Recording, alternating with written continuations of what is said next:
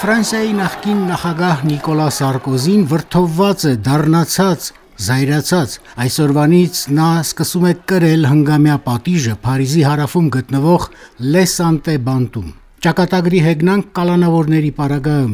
«La Santé» բառը ֆրանսերենից թարգմանվում է որպես առողջություն, դժվար թե 5 տարի բանտում մնալը կնպաստի բարձրաստիճան կալանավորի առողջությանը։ Նրա քաղաքական հակառակորդները չարախնդում են, իսկ աջակիցները բողոքում եւ դատապարտում իրավապահների որոշումը։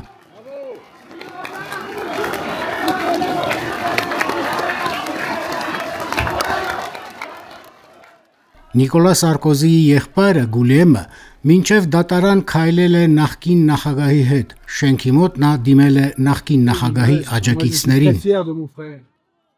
Ես հպարտանում եմ իմ եղբորով, ես հպարտ եմ նրա ազգանունը կրելու համար, ես հպարտ եմ նրա այսօրվա կեցվածքով, ես անկեղծ համոզված եմ, որ նա անմեղ է։ Նիկոլա Սարկոզին այս տխուր ճանապարհին ուղեկցել են կինը Կարլա Բրունի Սարկոզին, որդին Ժանը, մեծ թվով աջակիցներ, նրանցից մեկը Փարիզի 50-ամյա բնակիչ Էմանուելը ընկճված է։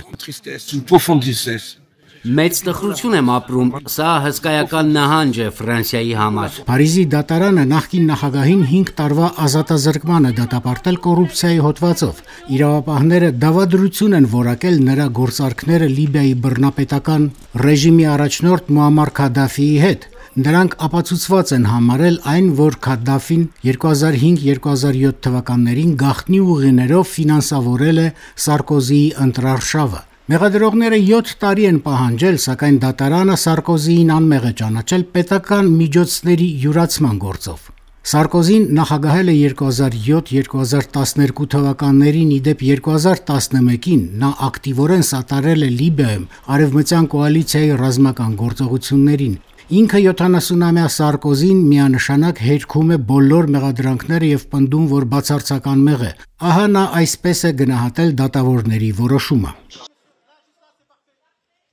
Եթե նրանք այդքան ուզում են, որ ես բանտում քնեմ, ես բանտում կքնեմ, բայց գլուխս բարձր եմ պահում, քանի որ անմեղ եմ։ Մինչդեռ Լե Սանտե բանտի նախկին բանտարկյալ Պիեր Բոտոն լրագրողների խնդրանքով պատմել է բանտում պայմանների մասին։ I want that people, public, understand what is jail.